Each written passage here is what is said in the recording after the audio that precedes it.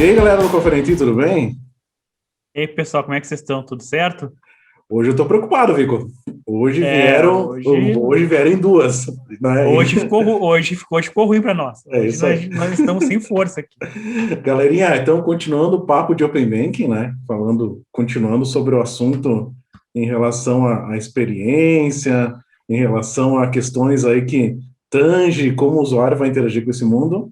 Então, trouxemos duas. A Patrícia já participou de uma primeira rodada de conversa, né, sobre o Open Banking lá no início. Então, nós prometemos que iríamos exercitar um pouco mais esse assunto, e ela trouxe o reforço. Trouxe a Andresa, e aí, Andresa e Patrícia, quiserem se apresentar de novo, fiquem à vontade aí. Fique à E vontade. aí, pessoal, agora eu não venho mais sozinha, né, para falar com vocês. Bom, bem. Bom, gente, meu nome é Patrícia, trabalho como PO do Open Banking no Sicredi. E hoje a gente vai falar de experiência, né? Um tema para o Open Banking extremamente relevante, né, Andresa? Muito relevante. Oi, gente, eu sou a Andresa, sou UX designer, trabalho no Sicredi. Já fui web designer, já fui arquiteta de informação, a profissão foi dando uma mudada aí, mas há bastante tempo que eu trabalho com a parte digital da experiência, né? Isso é o mais importante. E aí, vamos trocar uma ideia aí, acho que o bate-papo vai ser bem bacana. É isso aí. Então, Viquinho, vamos apertar essas moças aí no bom sentido, né? Isso, vamos deixar elas falar agora, né? Isso aí. Vamos deixar elas falar bastante. Lá no início, Patrícia, eu lembro que no primeiro vídeo, a gente falou da representatividade, falamos das fases do Open Banking, né, como um todo. E aí eu queria começar discutindo e levando para vocês o ponto em relação das fases propriamente dita, quais ligações que nós temos com a questão do compartilhamento, da experiência. Queria que vocês nos dessem um overview assim, de como isso vai funcionar para cada fase do Open Banking. Assim. Bom, então vamos começar com relação às fases que a gente tinha comentado, né? A fase 1, que foi implantada ali no dia 1º de fevereiro pelas instituições, pelos S1 e S2, né, pelos grandes bancos, ela é uma fase de informações comerciais, ou seja, não tem dado de cliente, né, de consumidor trafegando. Só que a partir da fase 2, que está para sair no dia 15/7, e que a gente já fechou as especificações, né, Kleber? Então, acho que foi semana passada, o Banco Central regulou todas as especificações que a gente já tinha submetido como grupo técnico do Open Banking. A partir dessa fase, os clientes vão poder realmente compartilhar seus dados. Então, agora, não é só uma experiência para as instituições financeiras ou instituições reguladas no ecossistema. Os usuários vão efetivamente enxergar esse fluxo e, consequentemente, seus benefícios, que é o que a gente quer, né, dentro do ambiente do Open Banking. Então, eu acho que agora sim, realmente, o consumidor, né, o cliente, no nosso caso ali do Sicredi, que a gente fala de associados, mas todos a representatividade do sistema financeiro vai estar em jogo a partir da fase 2, efetivamente, né, Andressa? Perfeito. Aí, vai ficar mais transparente, né? Mais na mão do usuário, né? E aquela coisa toda que a própria LGPD traz, dado na mão do usuário. Então, esse compartilhamento feito através de uma jornada que esse usuário vai passar para entregar os seus dados, né? Eu acho que vai ficar muito mais tangível, vamos dizer assim, né? A fase 2, que entra esse outro ator aí na história. Eu estou pensando aqui porque a gente fala muito da questão do compartilhamento, mas, assim, o que efetivamente ele traz de diferente? E aí que a gente fala da experiência, porque vai acabar acontecendo que os produtos vão ser commodities, ou seja, sim, contratar um crédito é commodity, ter um cartão é commodity, já é assim. Só que a tendência com o Open Banking é que isso ainda seja mais básico. E o que vai realmente fazer com que o cliente, o consumidor, ele utilize a instituição A versus a instituição B é a experiência que essa instituição vai dar para ele. Então, isso é muito forte, vem muito forte. Então, tanto as instituições vão ter que trabalhar mais a questão de experiência, como o usuário, né, como cliente, ele vai sentir mais isso na ponta, porque ele vai ver que todas as instituições estão iguais, parecidas, digamos assim, né, porque a interface é a mesma, o processo é o mesmo, a jornada de compartilhamento é a mesma, não interessa qual é a instituição, mas qual é a experiência que eu tenho até chegar lá, ou depois que eu fizer o compartilhamento? O que aquela instituição me dá de diferente? Como é que ela reage a isso? Como é que ela reage ao mercado? Como é que ela se propõe do jeito que ela está hoje versus essa liberdade de escolha do usuário, que nem a Andresa comentou, dele poder escolher onde ele quer ir, porque o dado é dele, não mais da instituição na qual ele tem conta, né? Ou ele tem um cartão, ou ele tem um produto, um serviço, né? E Perfeito. porque daqui a pouco, né, Paty, a própria experiência, ele pode escolher uma performance melhor, um entendimento que a empresa fez de um comportamento que ele tem, oferecer algo com relação ao comportamento. Então, todas essas coisas vão fazer ele escolher através da experiência, né? Por isso que a experiência vem para o centro nesse tema do Open Banking, né? Tá, mas esse é um tema muito, bem importante, assim, que a gente... Vamos apertar essas moças aí no bom sentido. O guia, eu já tive contato com o guia de experiência, ele tem 200 e poucas páginas, era para ter 5, tá, Vico? Mas essas duas ele moças... Ele tem protótipo. Isso.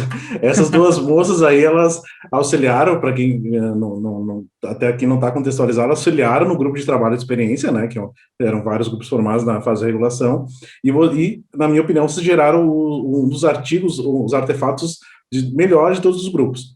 Mas, em alinhamento a isso, eu queria entender um pouco de vocês, porque possivelmente pela representatividade, número de casas que estavam ali, algumas técnicas, algumas disciplinas de design devem ter sido aplicadas, né, para poder chegar num consenso desse grupo, porque, afinal de contas, existia várias instituições, e, como vocês comentaram, o usuário era o foco principal dessa jornada, né.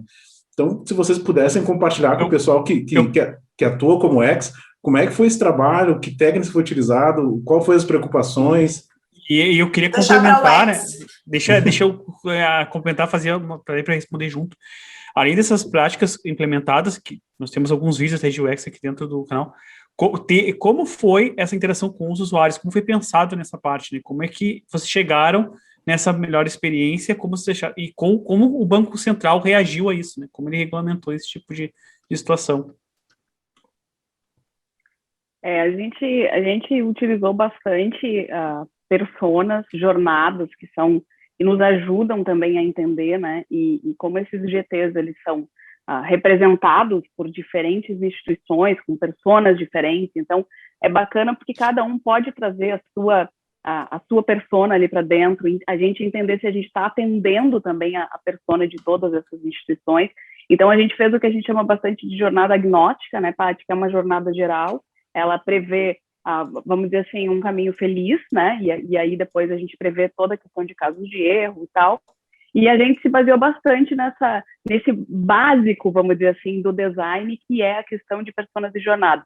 Também todas as outras disciplinas entraram muito junto, né? Então, por exemplo, a gente se preocupou bastante no GT de experiência com escrita. Então, a gente traduzir para uma linguagem simples para o usuário. Porque percebam que tudo que ele vai passar na jornada de compartilhamento antes do uso, né, de fato, do produto, ele vai passar por isso em alguns passos, né, de uma instituição. Depois a gente vai falar um pouquinho melhor sobre redirect, né, que é o grande ponto, assim, também.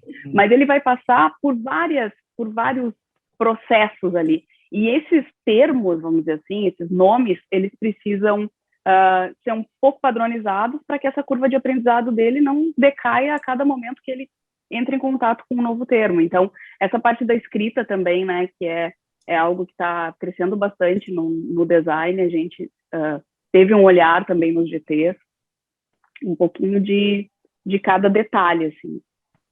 Eu acho que, assim, olhando o designer, né, não olhando o UX, a experiência a gente tem a parte de escrita, o UX Writing, a gente tem a questão de pesquisa, a gente tem uma série de disciplinas.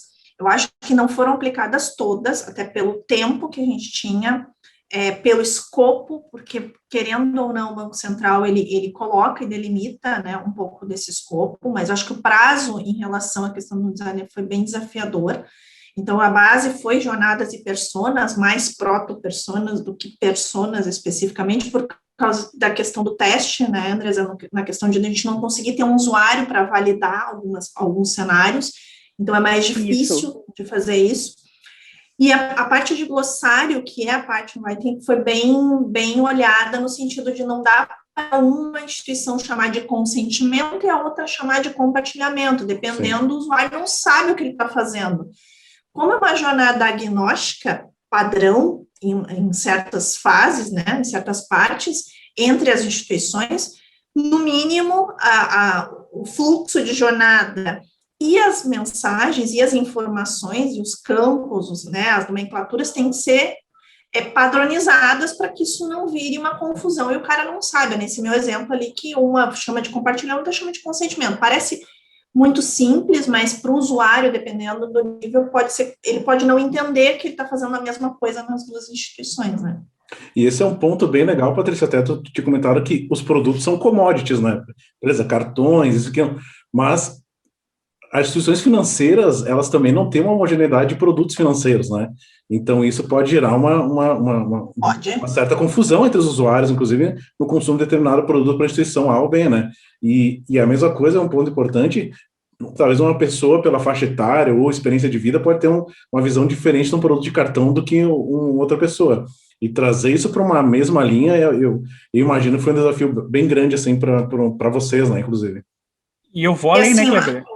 Pode. Não, até porque ter um monte de instituições mescladas, nós falamos isso, né, Patrícia? A quantidade da diferença de usuários, de quem são os correntistas de cada instituição, ou associados, coletivos, é complicado conseguir fazer alguma coisa homogênea onde seja aceito por todos. Então, eu imagino o tamanho do desafio que foi montar esse cara aí.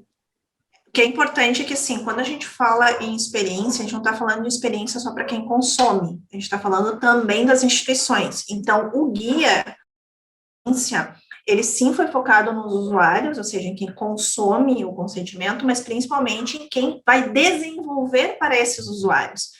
Porque imagina, a gente tem essa estrutura, quantas instituições participam do ecossistema, obrigadas ou de forma opcional?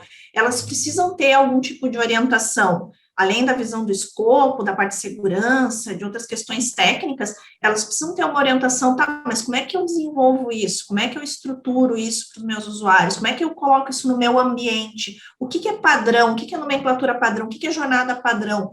Então, o guia, além da parte detalhada, ali, que o Kleber comentou dos detalhes de requisitos e recomendações, ele tem um protótipo navegável. Então, ele materializa um pouco para quem não tem nenhuma noção, ou quem não participa do trabalho dos grupos técnicos, ou está de fora realmente, mas é uma instituição que precisa desenhar esses requisitos, precisa entrar, ela consiga consumir isso e materializar e entender o que ela precisa fazer, o que é recomendado, obrigatório, como que isso se materializa no protótipo, como que ela conseguiria, talvez, converter isso para o seu tom de voz, para a sua linguagem.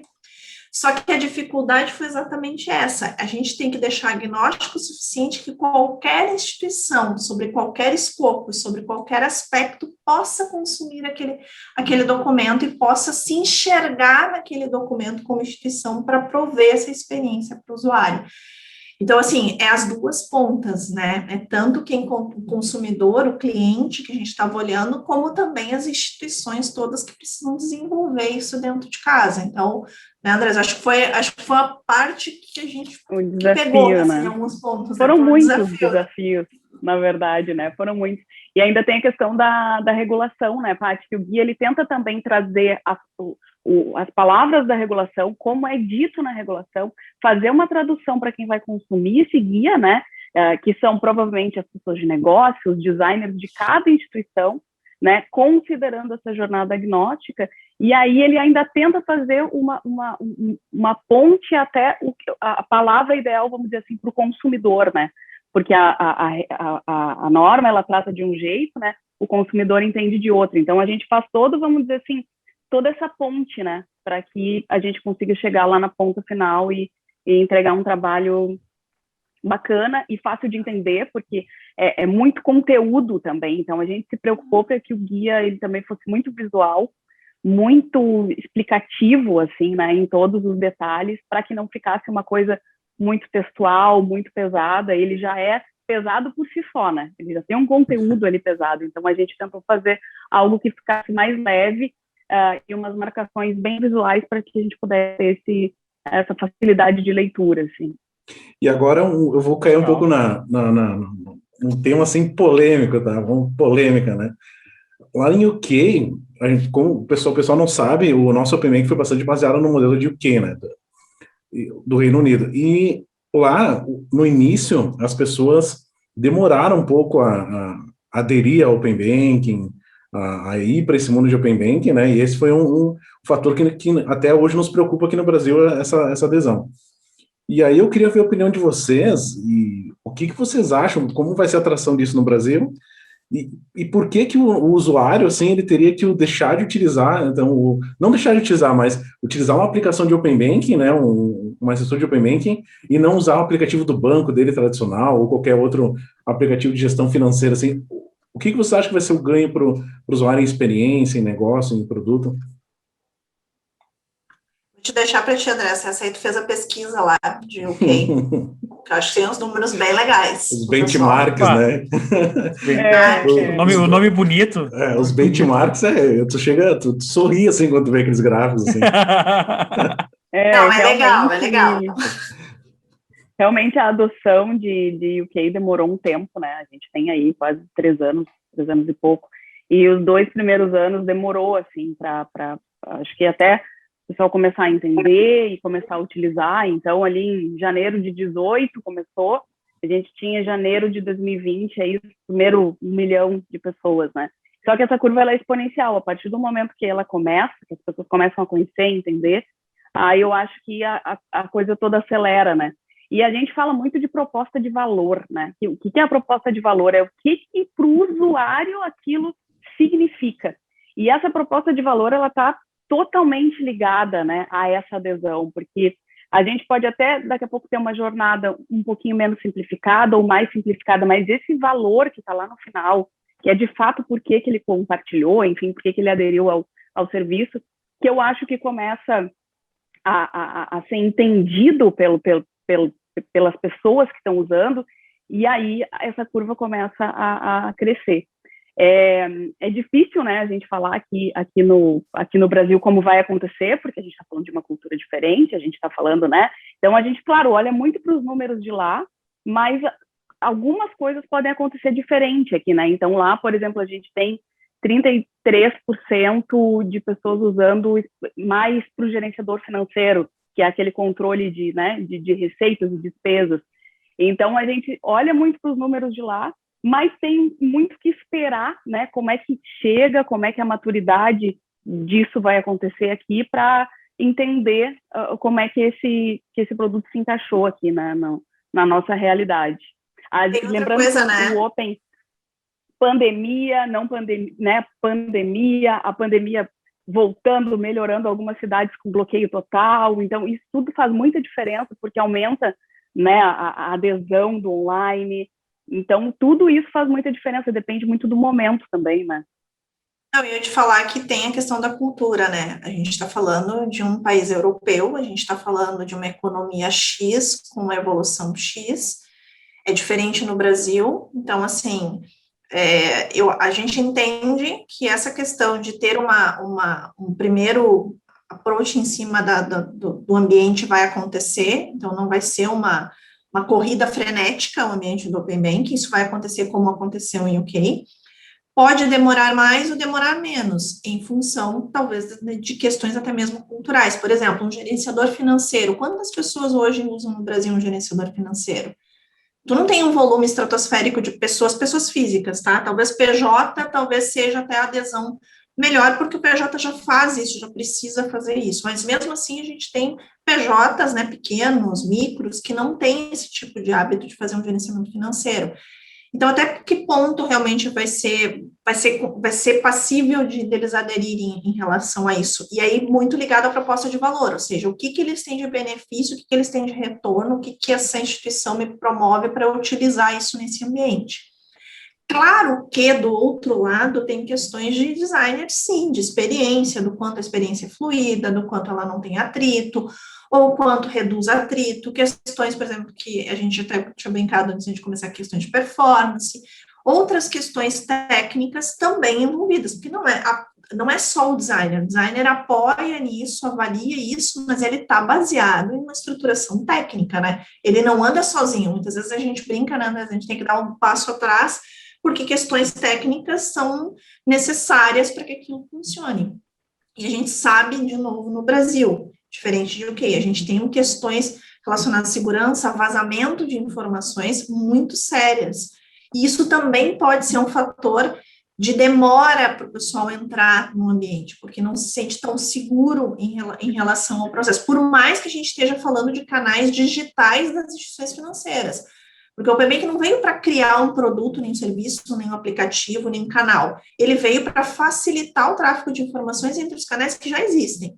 Então, tu vai continuar utilizando a tua estrutura atual, o teu aplicativo, o teu browser, o que tu tem de canal com a tua instituição, que é seguro. Se tu transaciona hoje num mob da vida, que nem Linka, pode continuar fazendo isso no Open Banking.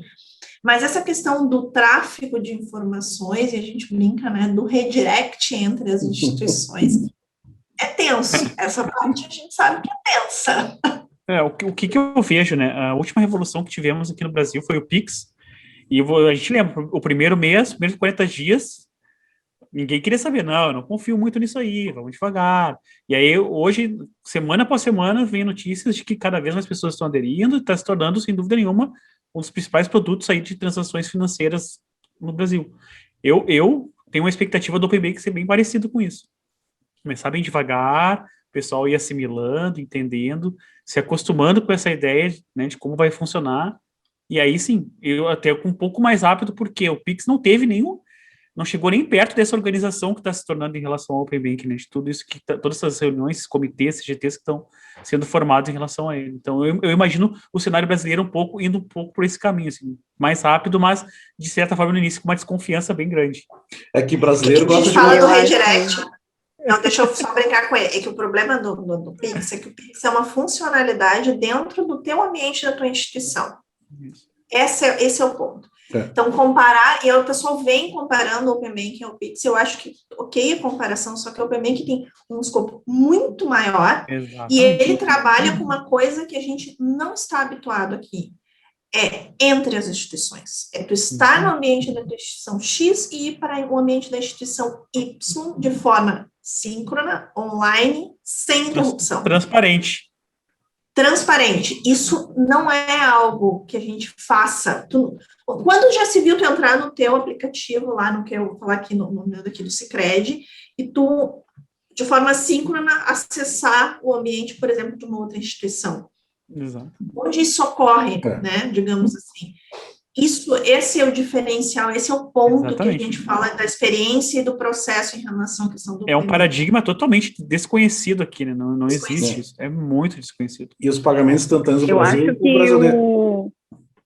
o Pix, ele, assim, a boa aceitação do Pix, eu acho que pode ter uma aceitação do Open Banking com as pessoas comparando ao Pix, né? Porque foi tudo muito junto, né? O Pix veio, entregou um valor, né? As pessoas viram esse valor, aderiram, né? Claro que teve uma curva, mas aderiram.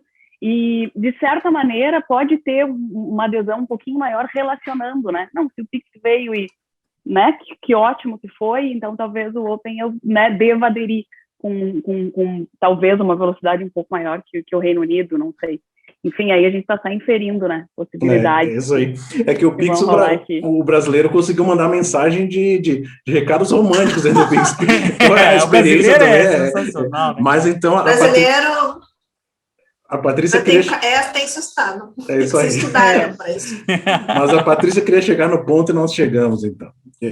Eu vejo como o Open Banking, nós temos uma que é o escopo, né? Nós temos Open Banking em UK foi 3 anos, como a Andresa comentou, até a maturidade, né? Aqui, nós tivemos uma questão importante, que foi, nós temos que ter a segurança, que a Patrícia citou, porque o Brasil é campeão de fraudes e no sistema bancário mundial. Nós temos a questão de ser performático, porque, obviamente, se tem que ter segurança, tem a questão da performance atrelada. Nós temos tudo isso, a experiência de usuário também, que vai ter que girar em torno disso, porque ou tu ganha num lado, ou tu perde no outro. Não vai no outro. Tu não tem como ganhar nos dois lados, e esse é um desafio enorme para todo mundo. E o último ponto é os tempos, né? tempos e movimentos, como você fala bastante, né? São prazos de 2, 3 meses aí de cada troca de fase, e, enfim. E aí, meninas, o que a gente... Algum ponto vai faltar, né? Em algum ponto não vai fechar a conta. Essa matemática não está fechando, não está muito certo. E eu queria saber com vocês onde é que vai ser, na opinião. Assim, eu vou falar antes da Andresa, mas ela sabe, assim, eu acho que a gente, dentro do processo de análise em relação à experiência, a parte de segurança pegou muito forte. A gente sabe que a questão dos protocolos de segurança e o processo de segurança realmente foi uma coisa que não só o Banco Central, mas todas as instituições participantes do ecossistema estão bem preocupadas, até pelo cenário brasileiro. Isso, de certa forma, num primeiro momento, numa primeira análise, a gente foi mais conservador em relação a isso. Fato. Aonde isso pegou mais? Na experiência. Então, assim, a gente talvez... Quem for olhar o fluxo, diga, não está tão fluido assim. Realmente, assim, a gente olhando, a gente vê pontos de ajuste em relação à experiência, mas quando eu olho a experiência pura, só que eu não posso olhar a experiência pura num ambiente desse tamanho, com essa complexidade. Eu sou obrigada a fazer um balanceamento com itens importantes. E eu estou falando da segurança, tem outros, né, mas a segurança foi um item que pegou muito nesse processo. Então, eu quero que seja fluido, eu quero que seja síncrono, online, beleza, mas quais são os protocolos que eu tenho para fazer isso? Como que eu faço isso dentro dos N cenários, que depois a gente vai entrar um pouquinho, que é a questão de browser e app. Como é que eu faço isso? Porque eu tenho cenários muito distintos entre as instituições e, consequentemente, eu tenho situações de segurança mais ou menos, né, seguro, entre aspas, dentro de cada instituição, dependendo do tipo de tecnologia que é adotado. Então, como é que eu faço esse balanceamento dentro do ecossistema? Então, o que a gente viu é que, realmente, a experiência perdeu, digamos assim, um pouco nessa questão, principalmente do que a gente chama de fluidez, ou de menos atrito dentro do fluxo, né, André? Eu acho que, não sei qual é a tua visão nisso, mas pelo que a gente percebeu, pelo que eu vi de outras casas, de outras instituições, se analisou que isso realmente aconteceu, né? A gente prioriza muito segurança, né? Porque ela está diretamente relacionada com a experiência, né? Qualquer problema com segurança gera uma preocupação geral, né? E espalha. Então, querendo ou não, um problema, alguma fraude, algum problema com segurança, é também uma experiência ruim para o usuário. Não só o que passou, mas a divulgação disso, né? Para todos.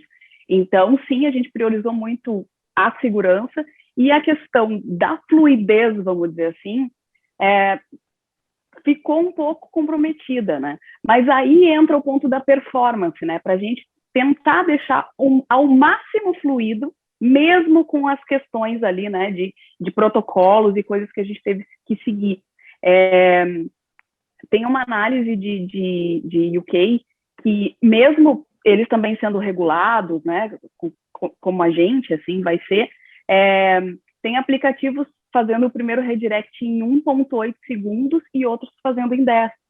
Então, né, mesmo que eles sigam os mesmos protocolos, né, tudo muito parecido, eles ainda assim, o que está conseguindo em 1.8, né, fazer esses redirects, a experiência acontece com certeza muito mais fluida, né? Tem uma regra que fala da atenção do usuário, né? Depois de 1 segundo começa a perder. E 5 segundos é um limite para tu perder essa atenção. Então, metade dos aplicativos de UK estão demorando mais de 5 segundos, né? E por isso que performance é a experiência também, porque se apertasse um pouquinho aqui, ali, fizesse algum detalhe, a gente conseguiria talvez uma atenção pro final do fluxo. Eu fico pensando... Isso é para vocês. Isso é para vocês. O Kleber vai se lembrar, a Patrícia e a Andresa. Tem uma palestra que a gente deu, não lembro onde foi, mas nós falamos desse artigo, né, Kleber, da questão da experiência do usuário, que a aplicação tinha que ser rápida, que em 3, 4, 5 segundos o usuário saía fora do teu aplicativo. O pessoal na plateia nos olhou com os olhos desse tamanho, não acredito, não pode ser verdade isso. Agora eu imagino o desafio para 1 segundo, 2 no máximo, como vai ser para tocar isso aí. Eu vou trazer uma sopinha de letras aqui, que a gente está herdando de UK, e até vou deixar para o pessoal técnico que quiser depois olhar com calma esses padrões. de como vai ser, com certeza vai ser o sistema financeiro mais seguro que a gente teve até hoje, em virtude de todos os padrões de segurança. Mas deixar performático vai ser realmente um ponto bem interessante. Uma adoção do FAP, que é o sistema de APIs financeiras que o modelo europeu já regulou e já utiliza há 3 anos. Outra, a própria utilização do Log Intent Pattern, que é um padrão de intenção de compartilhamento, que é a requisição entre a instituição receptora e transmissora, que a gente não falou muito aqui, mas está na jornada. Outro padrão de segurança é o uso do MTLS de ponta a ponta, que é um padrão de segurança fortíssimo e que também traz agravante, tendo segurança de ponta a ponta, agrava a frequência da comunicação. E outro ponto essencial que vai acontecer, camada de autenticação de instituições e de usuário. Então, tudo isso acontece, o fluxo inicial tem no mínimo de 8 a 10 requisições para se começar a trocar tokens, chaves, certificados. Então, atrelado a tudo isso, fazer um sistema fluido e performático vai ser, no mínimo, interessante. Outro desafio. No mínimo. E não falei do redirecionamento ainda, tá, gente? Não, a gente vai deixar para uma próxima, acho, para a gente explicar. Aí a gente explica a jornada uma por uma, né, Andresa? Essa é uma boa. Isso seria para uma próxima. A gente pega a jornada agnóstica, assim, só o fluxo macro explica. E o Kleber diz, ó, aqui entra o FAP, aqui entra... Perfeito. Onde é que está efetivamente no processo. Mas então, gente, conforme a Andresa e a Patrícia falaram, o grande ponto dessa entrega, e pelo escopo, tempo, performance, segurança e usuário no centro, de alguma forma a gente vai ter que ver onde vai ser a melhor escolha, né, e pesar tudo isso, e ver aonde que, e sempre lembrando do que o X prega, né, que o usuário acima de tudo, né, a nossa preocupação central é o usuário. E para isso, né, gente, a gente vai ter que escolher o que vai ser melhor para quem está na ponta, né. Onde é que vai cair essa bomba? Para quem enterra os canos lá, né? Quem faz tudo funcionar. A bomba, ela tá vindo. Nós já falamos nos outros vídeos, ela tá vindo, tá chegando. Então é só esperar acontecer. Mas, né, Kleber, eu gostaria de agradecer. Teremos o próximo vídeo, né? Já deixamos aqui reservado a agenda das 2 meninas. Queria agradecer a elas pela sua disponibilidade, esse tempo que a gente está falando é muito rico. Tivemos inúmeros comentários nos outros vídeos, o pessoal pedindo para falar mais. E agora eu tenho certeza que após esse, teremos mais demanda ainda, né, Kleber? Tá vindo mais coisas. Então, gurias, Patrícia, Andresa, muito obrigado pelo carinho de vocês por ter vindo aqui e vamos para o próximo vídeo. A gente agradece o convite, estamos aí, falar da jornada do Open Banking, da parte de experiência do Open Banking. Estamos aí, porque estamos indo na próxima fase, né, Andresa? Tem a fase 3, tem as, né? Tem mais, aí, né? tem mais. Tem bem mais coisas vindo por aí. Obrigada, gente. Obrigada, é um prazer falar de um tema tão relevante aí. E a gente segue falando, então. Então, meninas, sinta-se à vontade de voltar no canal, né? Já vai ter assunto marcado, nós temos que falar da jornada como um todo. Acho que vai ser legal tangibilizar a jornada, né, para o pessoal que gosta de UX, que trabalha com isso, o pessoal que quer conhecer como vai ser esse produto para o sistema financeiro, e a gente conseguir mostrar como vai ser toda essa jornada, como vai ser os aplicativos, os produtos que vão atuar em cima. Então, obrigado de novo para vocês, meninas. Vamos aguardar aqui no próximo encontro, e até a próxima. Obrigado. Até a próxima, gente. Muito obrigado. Valeu, gente. Tchau, tchau. Tchau.